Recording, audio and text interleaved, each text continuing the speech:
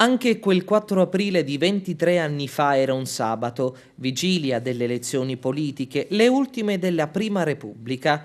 E come ogni giorno Giuliano Guazzelli, maresciallo dei Carabinieri, dopo aver lasciato la caserma di Piazzale Moro ad Agrigento, s'avvia con la sua ritmo color verde verso Menfi dove abita con la famiglia. Lo precede un furgoncino bianco. Giunto alla fine del viadotto Morandi, gli sportelli si aprono ed è l'inferno. Il corpo di Giuliano Guazzelli viene raggiunto da decine e decine di colpi.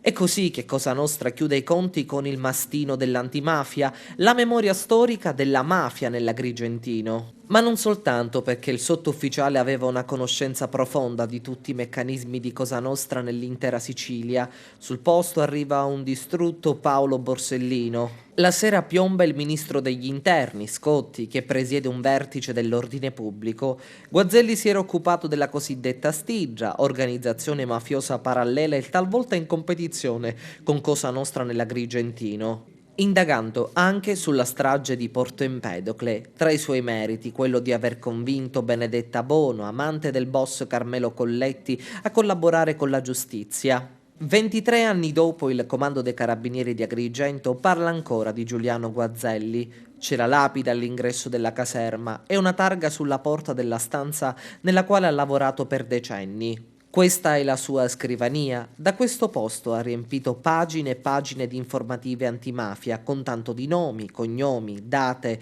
riferimenti ed alleanze. Note che finivano sul tavolo di Rosario Livatino, Giovanni Falcone, Paolo Borsellino, con i quali aveva intessuto anche rapporti di amicizia che andavano al di là del lavoro, e lo si è visto piangere come un bambino ai funerali di Rosario Livatino a Canicattì, un carabiniere con la schiena dritta.